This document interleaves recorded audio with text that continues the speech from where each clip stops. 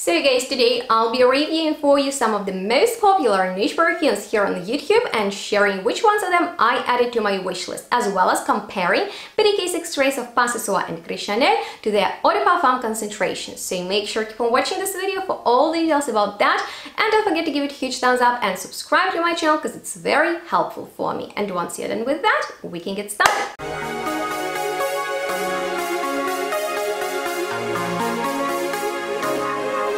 So hello and welcome everyone to this collective review on some of the most popular niche perfumes out there that I got in this amazing sample pack by the brand Sommelier du Parfum, which is an amazing place for those who are interested in discovering new niche perfumes, because there you can take a quiz that will most likely suggest you a fragrance that you will enjoy, or you can set up the filters and shop by the occasion, weather, or a brand you're interested in. So I will leave a link to their official website as well as other health information down below in the description box, so make sure to check it out. And without any further ado, let's get started with a comparison of beauty case extraits of some of their most popular perfumes, which are Passé Soir and my all-time favorite Gris Chanel, which is one of my signature scents. And I always recommend to you guys this amazing luxurious perfume because it is very aromatic. In the opening there is amazing note of cardamom that gives it spicy sensation, some black tea for the aromatic facet, and fig for this creamy fruitiness that is supported by sandalwood,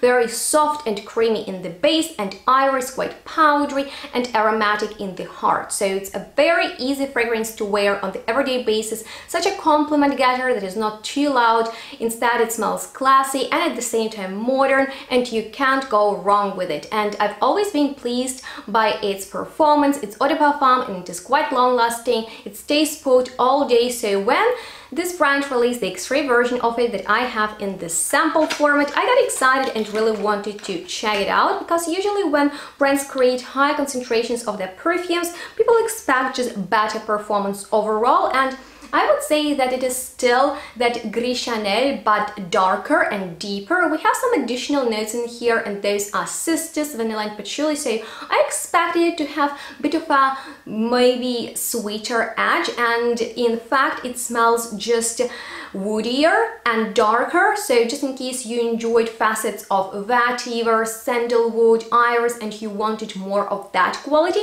you will definitely get it in this new X-ray version. There is also a little bit of that aromatic feeling, but it is not as long lasting, and it definitely is not as noticeable as it is in eau de parfum throughout the day. It has just a bit bigger sillage, great longevity, but it doesn't project as much because it is denser, and I guess that's because the higher concentration of the perfume is definitely in the X-ray, and it's often the case with these fragrances that they are not as diffusive as eau de parfums or eau de toilettes that are least long lasting, but they perform the best. So on that note, if you're looking maybe for the winter or darker, more mysterious version of Gris Chanel, then you might be interested in X-ray. But if I need to recommend you one, that would be definitely the OG eau de parfum, because I'm obsessed with it. And in case you still haven't smelled it, definitely make sure to check it out. In case you're not sure if it's something for you, then you can always get a sample, like I did last time with one of the other best-selling perfumes, Passé Soir, and I remember it was such a love for me that I definitely need to add it to my collection, because it is such a bright, interesting woody perfume, because it's not heavy, it's not dark. In fact, it's very positive because we have some citrusy tones in here supported by the fruits such as quince, which gives it more of an exotic feel. I smell the pear almost like in a lemonade, and there's also some ginger that we'll be talking a lot about in this video. So it's kind of spicy, it's kind of very fruity. There is some florals in there that is a little bit diffused, and amazing soft and sheer woodiness.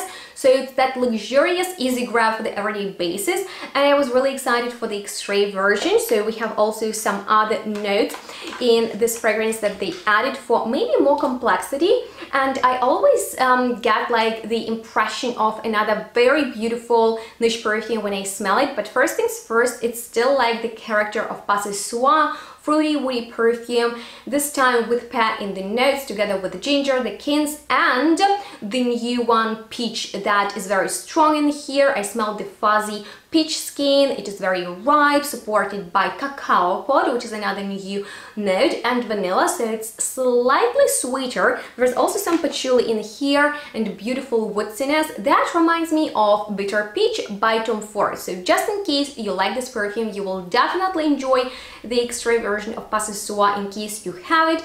You might not need the extrait version unless you really want to, because it's your favorite perfume. The extrait is less boozy than Bitter Peach, and just in case you want like a perfect blend of Pas Ce Soir Eau de Parfum and Bitter Peach, then extrait is the way to go. I definitely need the original one because I have something really similar to the extrait version, but this is a really well blended fragrance. It is a little bit more complex, and just in case you wanted more depth in the eau de parfum, you will definitely get it in here. So I am curious which are the extrait version of the perfumes BDK will release next. This is an amazing niche and very high quality brand that I have a full collection overview on, so just in case you're interested in more details about their perfumes, definitely check out that video.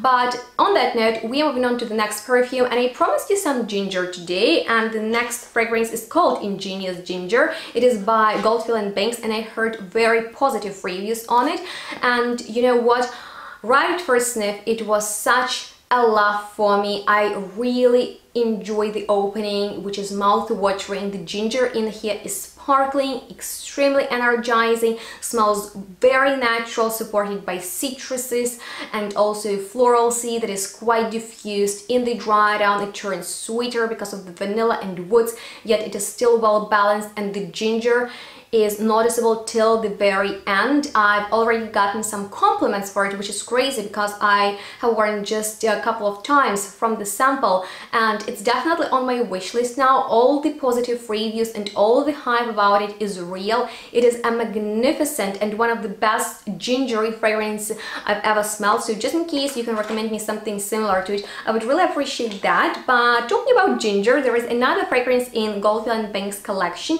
that is called Island Lush with ginger in it. However, it's very different from the previous perfume because ginger is part of the spicy accord in here, in which we also have nutmeg and pink pepper, a lot of woody tones and almost harsh leather that smells quite animalic. And the fragrance is interesting because it's super contrasting. I heard people raving about it, and I did not expect it to be as clean, almost soapy, and at the same time dirty, animalic at the same time. That's very interesting for me. I would say it's more masculine and amazing if you're going out, because the sillage is out there, you guys. The performance of Goldfield & Banks perfumes is on point. I really enjoy what this brand is doing with their fragrances because there is something high quality and unique at the same time, so I highly recommend you check out this brand as well. This next fragrance is my personal love, that is called Silky Woods, and comes in such a beautiful bottle, and I also heard some reviewers giving it very positive feedback. Now I understand why. In here we have suede, which is softer than the leather, together with oud, which always gives a fragrance this truly niche vibe, if you know what I'm talking about, and there is a lot of vanilla that gives it like this powdery texture, and I love that a lot, especially because I'm also getting the creamy woods, a little bit of tobacco that supports the vanilla, and in here we also have some spices like saffron and cinnamon, but they are definitely softer and warmer than, let's say, in the previous perfume. So this is one of the most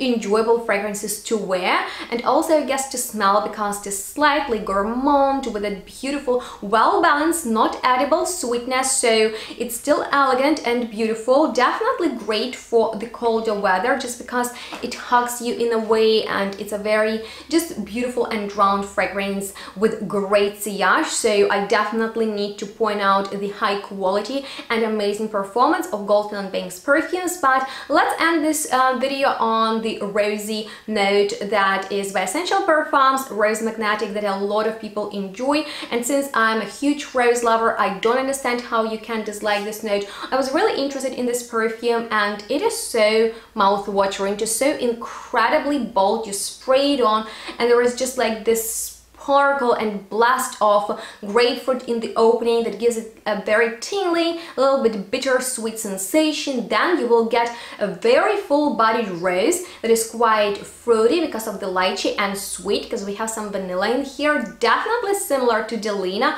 but not as musky because in here we also have tonka, cedar and mint.